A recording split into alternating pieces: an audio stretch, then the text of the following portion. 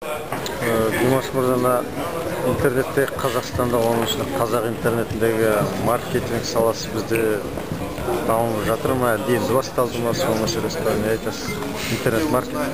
Енді жалпы интернет маркетингтің әдістері, құралдары қазақ тілді ресурстарға енді келіп жатыр деп ойлаймын. Бұған дейін енді жекелеген бір ресурстардың маркетингтің жекелеген бір әдістерін қолданды, тип қашып, бірақ жүйелі түрде сондай бір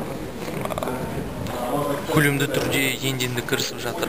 Оның нәтижесі міне Ербол Серікбайдың сұрақ жауабы, оның нәтижесі өзге де сайттар, олар міне келесі жылдан бастап сол интернет маркетинг құралдарының арқасында табыс табуға шығады деп үміттеніп отырмын.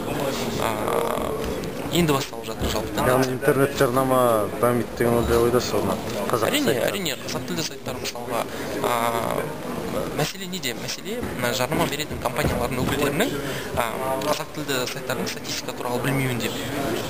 Мәселен, мен жалпы жүрген жерінде айтып жүремін, тренингтерде болсын, болмаса түрлі шараларда болсын, сұрақ жауап 30 мыңнан асты дегенде бәрі шалқасына түседі. Қалай қазақ тілді сайт солай болып тұр дейді.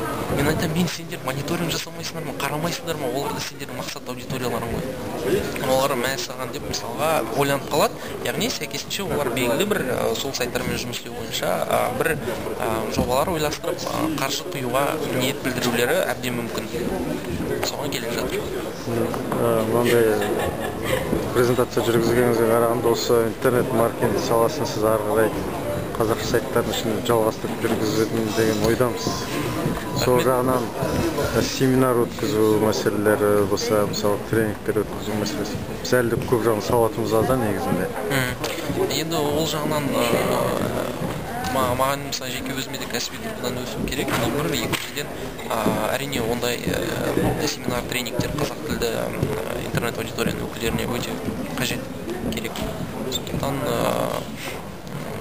мысалға Ербол SEO бойынша өзінің айтып отырғаны, басқа да сарапшылар өздерінің бағыттары бойынша егер бір шаралар ұйымдастырса, ол өте керемет болар еді. Жақсы, көп рахмет, істеріңізге сәттілік тілейміз.